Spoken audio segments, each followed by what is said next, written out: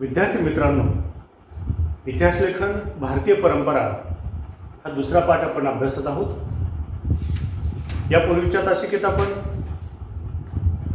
भारतीय इतिहास लेखनाची वाटचाल यामध्ये प्राचीन काळातील इतिहास लेखन, मध्ययुगीन काळातील इतिहास लेखन, त्यानंतर आधुनिक काळातील इतिहास लेखन आणि ब्रिटिश इतिहास काळ याची माहिती घेतलेली आहे. तसंच भारतीय इतिहास लेखन विविध तात्विक प्रणाली याची माहिती आपण घेतलेली. त्यामध्ये वसाहतवादी इतिहास लेखन आणि प्राच्यवादी इतिहास लेखनाची माहिती आपण घेतलेली आहे. पुढचा जो मुद्दा आहे तो राष्ट्रवादी इतिहास लेखन. इसवी सनाच्या 19व्या आणि 20व्या शतकामध्ये इंग्रजी शिक्षण पद्धतीमध्ये जे भारतीय शिकून तयार झाले त्या भारतीय इतिहासकारांनी इतिहास लिहित असताना किंवा त्यांच्या लेखनामध्ये भारताच्या इतिहासाचा, भारताच्या प्राचीन वैभवाचा अभिमान आणि भारतीय आत्मजाणीव जागृत करण्याकडे असलेला कल दिसतो. म्हणजे ब्रिटिश इतिहासकारांनी या ठिकाणचा इतिहास लिहित असताना जो वसाहतवादी दृष्टिकोन समोर ठेवून पूर्वग्रह दूषित भावनेनं, पूर्वग्रह दूषित दृष्टिकोनातून जो इतिहास लिहिला होता त्यामध्ये वस्तुनिष्ठता नव्हती, हे आपण अगोदरच्या तासिकेत पाहिलेलं आहे.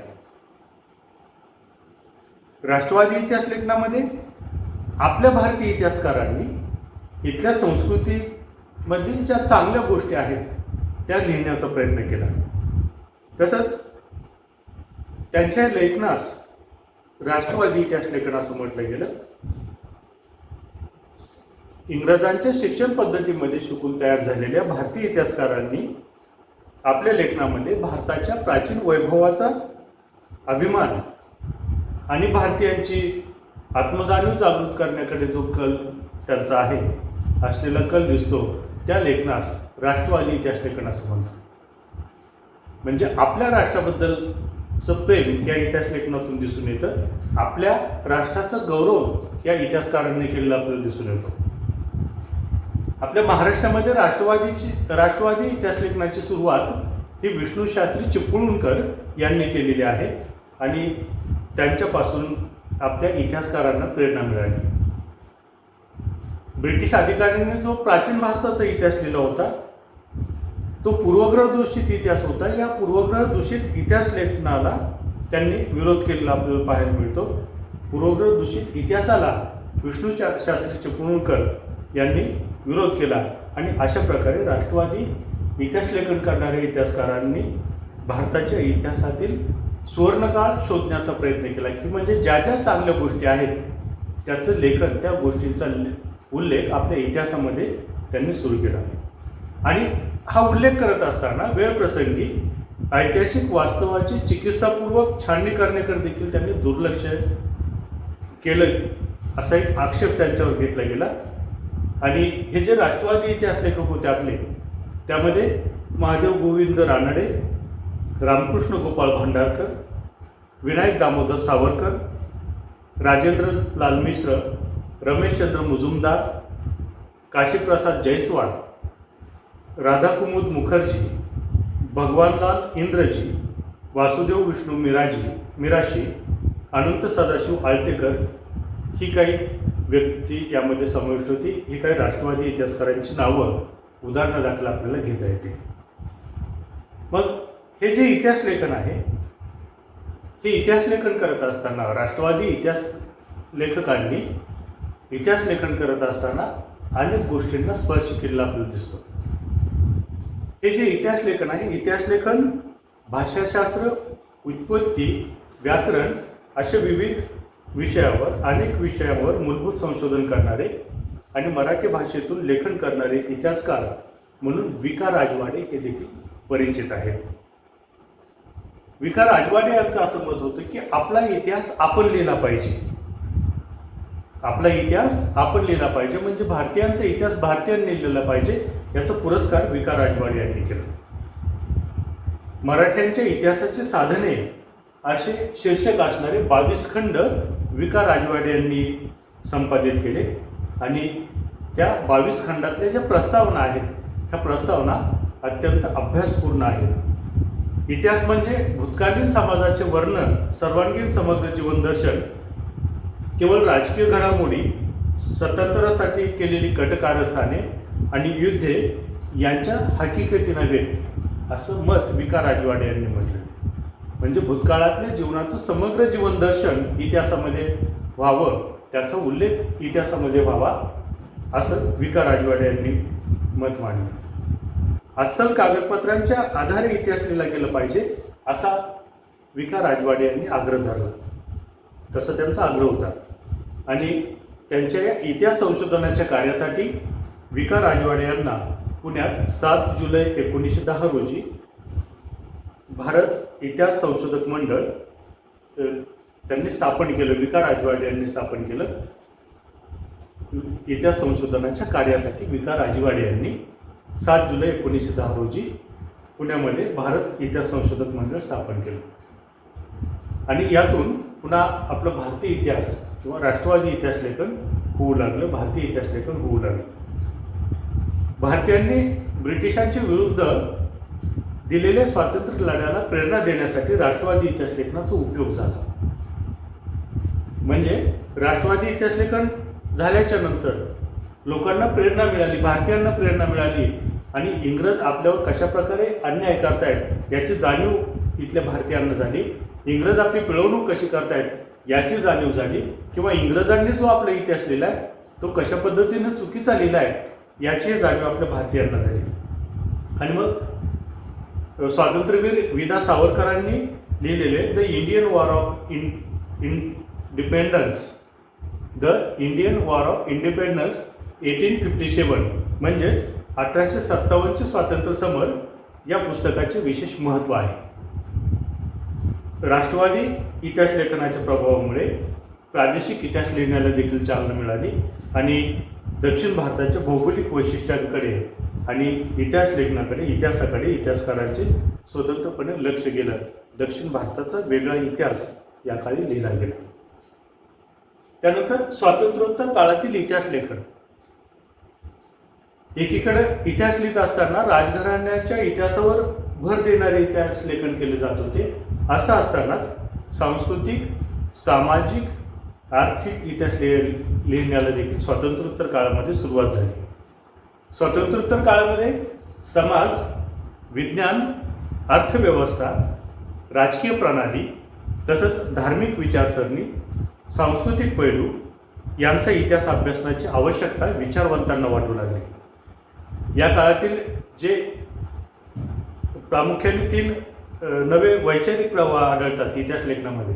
या काळातल्या इतिहास लेखनामध्ये प्रामुख्याने 3 नवीन वैचारिक प्रवाह आढळतात. त्यामध्ये मार्क्सवादी इतिहास, वंचितांचा इतिहास आणि स्त्रीवादी इतिहास या 3 नवीन विचारप्रणालीनं, नवीन वैचारिक प्रवाहाच्या आधारे या काळात इतिहास लेखन केलं गेलं. तर सुरुवातीला आपण मार्क्सवादी इतिहास लेखनाची माहिती घेऊया. मार्क्सवादी इतिहास लेखनामध्ये आर्थिक व्यवस्थेतील उत्पादनाची साधने, पद्धती आणि उत्पादनाच्या प्रक्रियेतील मानवी संबंध यांचा विचार मध्यवर्ती होता. या सगळ्या बाबी म्हणजे आर्थिक ज्या बाबी होत्या किंवा उत्पादनाच्या ज्या बाबी होत्या, या आर्थिक बाबी आणि उत्पादनाच्या बाबी यांचा मानवी संबंध, उत्पादनाच्या प्रक्रियेतील मानवी संबंध याचा विचार या मार्क्सवादी इतिहास लेखनामध्ये मध्यवर्ती होता. याला केंद्रबिंदू मानून हे इतिहास लेखन केलं गेलं. प्रत्येक सामाजिक घटनेचा सर्वसामान्य लोकांवर काय परिणाम होतो याचे विश्लेषण करणे हे मार्क्सवादी इतिहास लेखकाचे महत्त्वाचं सूत्र होतं. म्हणजे एखादी घटना जर घडली तर सर्वसामान्य लोकांवर त्या घटनेचा काय परिणाम होतो, त्यातून आपल्याला नेमकं काय फायदा होतो, काय नुकसान होतं याचा विचार या इतिहास लेखनामध्ये केल्याचं दिसून येतं. मार्क्सवादी इतिहास लेखकांनी जातीव्यवस्थेत होत गेलेल्या बदलांचा अभ्यास केला. म्हणजे अगोदर जातीव्यवस्था कशी होती, इंग्रज भारतात येण्याच्या अगोदरची जातीव्यवस्था कशी होती, इंग्रज भारतात आल्यानंतरची इथली जातीव्यवस्था कशी, आणि इंग्रज भारतातून गेल्यानंतर म्हणजे स्वातंत्र्योत्तर काळातली जातीव्यवस्था कशी, याचा अभ्यास या मार्क्सवादी इतिहासकारांनी केलेला आपल्याला दिसून येतो.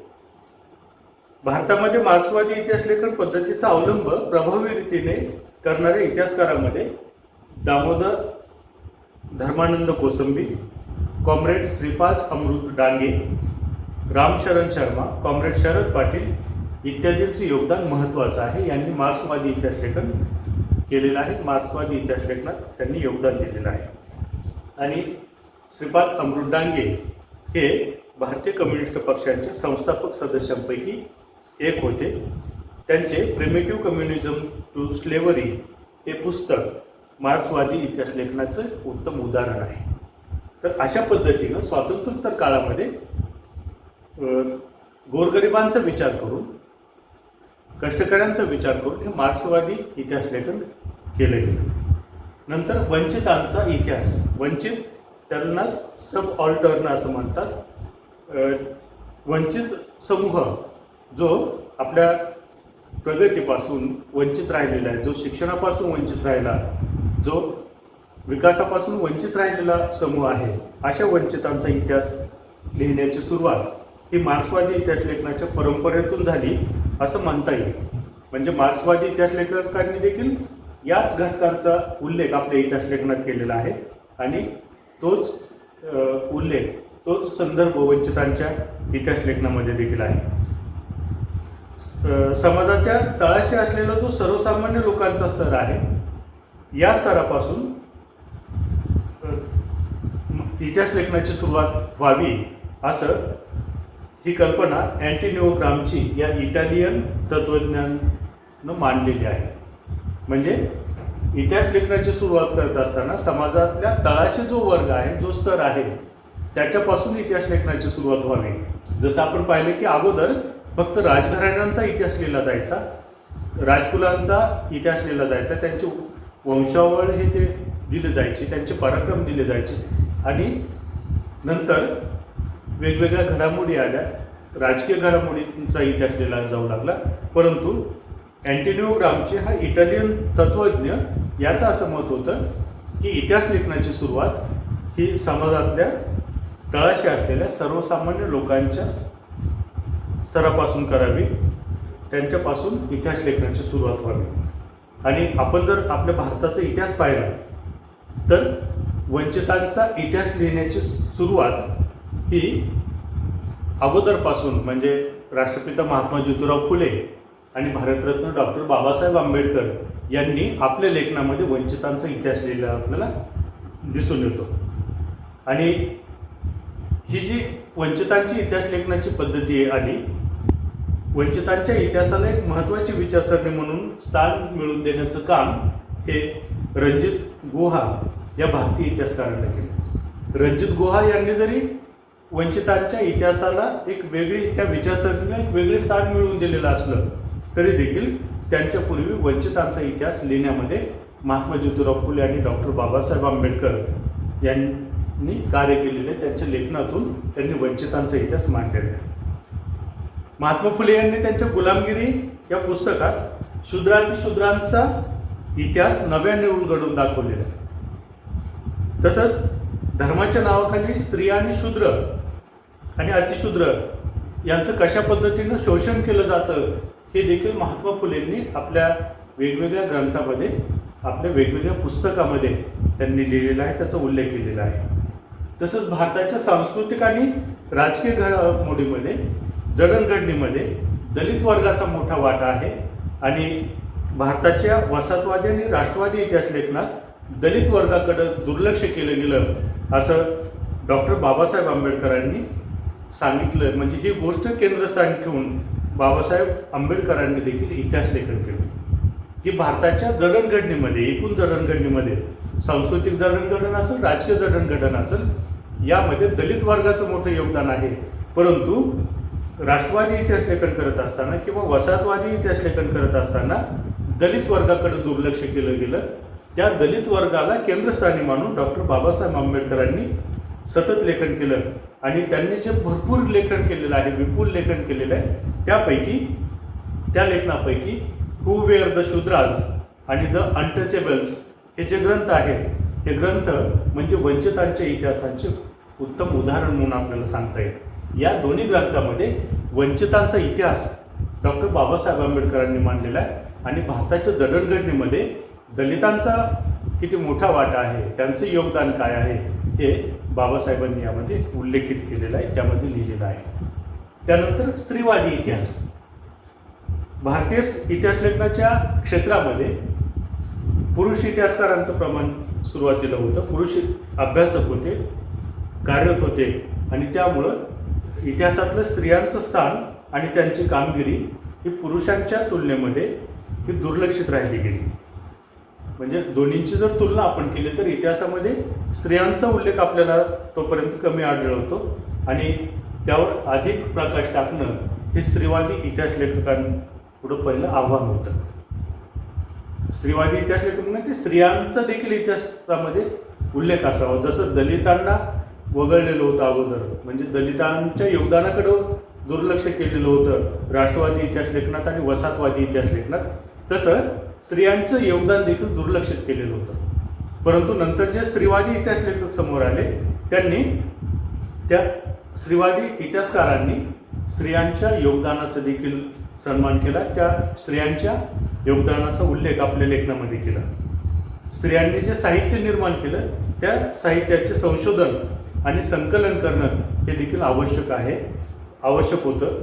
इतिहासातील स्त्रियांचं स्थान किती महत्त्वाचं आहे याचाही नव्यानं विचार होणं आवश्यक होतं, असं मत इतिहासकारांनी मांडलं, स्त्रीवादी इतिहासकारांनी मांडलं. 19व्या शतकामध्ये स्त्रियांविषयी लेखन करणाऱ्या लेखिकामध्ये ताराबाई शिंदे यांचे नाव अग्रणी आहे. त्यांनी स्त्रियांचा इतिहास आपल्या लेखनातून मांडला. त्यांनी पुरुषप्रधान व्यवस्था आणि जाती व्यवस्था यांना विरोध करणारे लेखन केलं.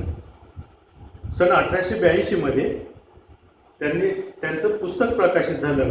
त्यामुळे त्या पुस्तकाचं नाव होतं स्त्री पुरुष तुलना. हे भारतातलं पहिलं स्त्रीवादी लेखन समजलं जातं. 1882मध्ये ताराबाई शिंदे यांचं प्रसिद्ध झालेलं पुस्तक स्त्री पुरुष तुलना नावाचं. आणि सन 1888मध्ये पंडिता रमाबाई यांचं the high caste Hindu woman हे पुस्तक प्रसिद्ध झालं. त्यातून देखील स्त्रियांबद्दलचा इतिहास लिहिलेला आपल्याला दिसून येतो. स्वातंत्र्योत्तर काळामध्ये जे भरपूर लिखाण झालं त्या लिखाणामध्ये स्त्रियांना घरी आणि कामाच्या ठिकाणी मिळणारी वागणूक तसेच त्यांचा राजकीय समतेचा हक्क यासारख्या विषयावर लक्ष केंद्रित झाल्याचं आपल्याला दिसून येतं. म्हणजे हे लेखन यावर केंद्रित झालं. स्त्रियांचं जसं म्हणजे घरापासून कुटुंबापासून त्यांचं योगदान आहे ते देश पातळीपर्यंत त्यांचं योगदान आहे, आंतरराष्ट्रीय पातळीपर्यंत त्यांचं योगदान आहे, या सगळ्या बाबींचा उल्लेख या इतिहास लेखनामध्ये स्त्रीवादी इतिहास लेखनामध्ये होऊ लागला. स्त्रियांना त्यांचा राजकीय समतेचा हक्क तो देखील मिळावा. जसं पुरुषप्रधान संस्कृतीमध्ये पुरुषांचा गौरव केला गेला किंवा त्यांना राजकारणामध्ये महत्त्वाचं स्थान होतं, तर राजकीय समानतेचा हक्क देखील स्त्रियांना मिळावा हे यात देखील या विषयावर देखील लक्ष केंद्रित केलं गेलं.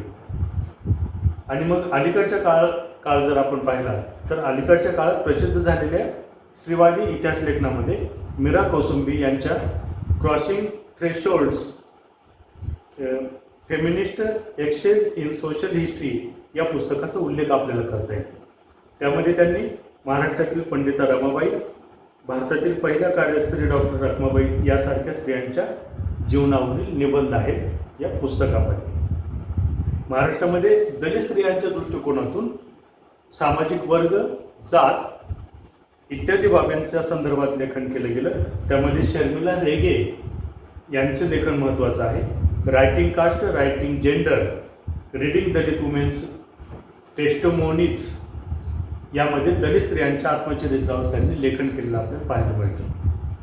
म्हणजे दलित स्त्रियांच्या आत्मचरित्रावर त्यांनी वेगवेगळे निबंध लिहिलेले आहेत आणि त्या निबंधांचा उल्लेख ग्रंथामध्ये या पुस्तकामध्ये केलेला आहे.